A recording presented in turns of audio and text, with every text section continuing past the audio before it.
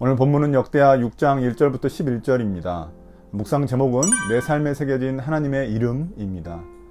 1절부터 3절에는 성전 건축을 마치자 구름으로 나타난 하나님의 영광에 대한 솔로몬의 응답이 나옵니다. 솔로몬은 하나님이 캄캄한 구름 속에 계시겠다고 하셨는데 자신이 주님을 모시기 위해 이 집, 즉 성전을 지었다고 말합니다.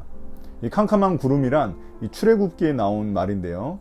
이 모세가 시내산에서 하나님을 만날 때 하나님의 임재를 상징하던 것이 바로 이 검은 구름이었습니다.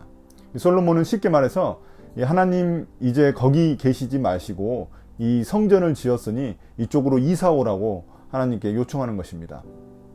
이 말은 이제 이스라엘 백성들과 하나님이 함께 하신다는 그런 약속을 의미합니다. 그렇게 무섭게만 보이시던 그 두려운 하나님이 이제는 이스라엘 백성들과 함께 하신다는 것은 그들에게 놀라운 일이었습니다. 모세가 시내산에서 하나님을 만날 때도 아무도 그 산에 접근할 수가 없었습니다. 그런 두려운 하나님이었는데 이제 그 하나님이 그들과 함께 하신다니 이것은 큰 축복이 아닐 수 없었습니다. 이제 3절부터 6절에서는 솔로몬이 고개를 백성들에게 돌려 그들을 축복합니다. 그리고 그 축복을 증거하기 시작합니다.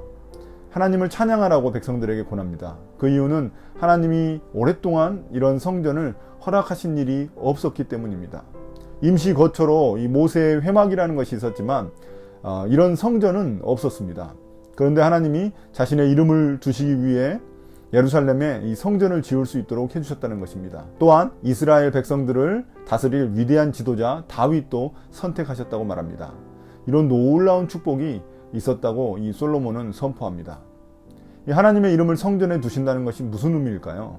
이 하나님의 이름 안에는 그분의 성품, 그분의 능력, 그분의 온 존재가 모든 것들이 들어 있습니다. 그래서 이스라엘은 하나님의 이름을 드러내는 그런 사명을 가지고 있는 존재였습니다. 그럼 그 하나님의 이름은 어디에 계실까요? 우리 삶에 있습니다. 우리 삶이 곧 성전이 되었습니다. 예배당이 성전이 아니라 우리의 삶이 성전입니다. 우리의 삶을 통해 우리는 하나님의 이름을 드러내는 존재가 되었습니다. 그분의 사랑과 신실하심의 성품이 우리의 삶을 통해 드러납니다. 또한 그분의 놀라운 기적의 능력이 우리의 삶을 통해 드러나는 것입니다. 또한 솔로몬은 오늘 본문에서 이 모든 것을 이루시는 분이 하나님이심을 강조하고 있습니다. 주님이 모든 것을 다 이루셨다는 말입니다. 맞는 말입니다. 주님이 성전 부지도 결정해 주셨고 또 성전을 지을 사람도 다윗이 아닌 솔로몬으로 결정해 주셨습니다. 또한 성전의 그 목적까지도 주님이 직접 결정해 주셨습니다. 우리 크리스찬들은 뭔가 좋은 일을 성공시키면 입버릇처럼 하나님이 하셨다고 주님이 하셨다고 말하곤 합니다. 우리의 겸손한 표현입니다. 그러나 하나님의 뜻을 살피지 않고 자신이 한 일임에도 이렇게 말하는 것은 거짓말이 되는 것입니다. 그 일을 성공시키고 하나님을 높여드리는 게 중요한 것이 아닙니다.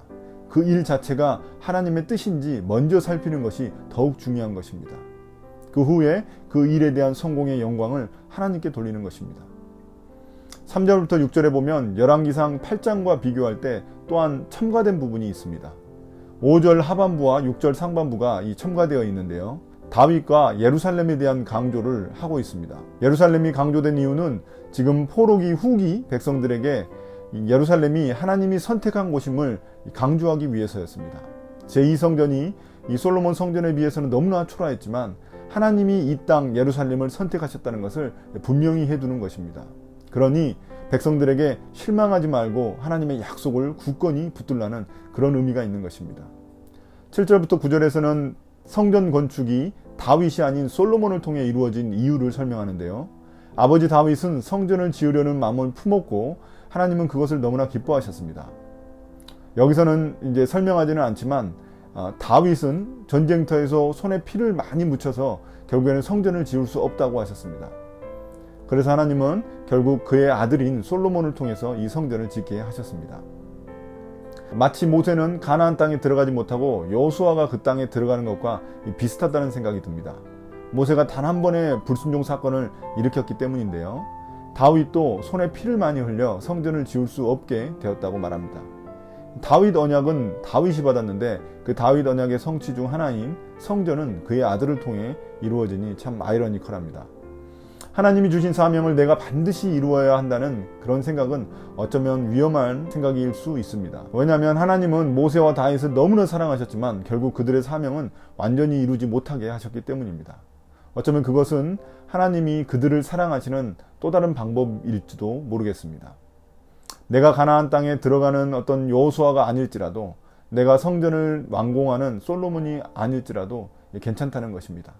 다만 하나님의 뜻을 이루는 통로로, 그 과정으로 쓰임받으면 그만이라는 것입니다.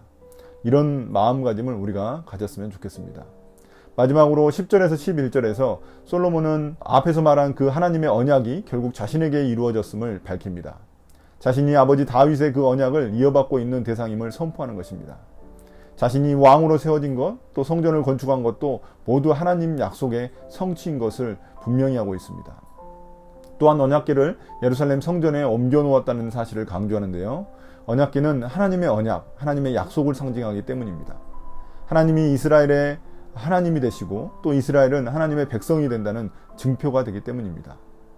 오늘 또 말씀을 통해 우리의 이런 신분을 확실히 하는 하루가 됐으면 좋겠습니다. 말씀을 묵상한다는 것은 우리가 하나님의 백성임을 나타내는 증표입니다. 우리가 하는 말씀 묵상은 우리의 삶을 인도하시는 분이 하나님이심을 인정하는 것입니다. 우리가 오늘 어디에 있든지 하나님의 이름을 드러내는 하나님의 거룩한 백성임을 기억했으면 좋겠습니다. 오늘 묵상을 마치겠습니다. 감사합니다.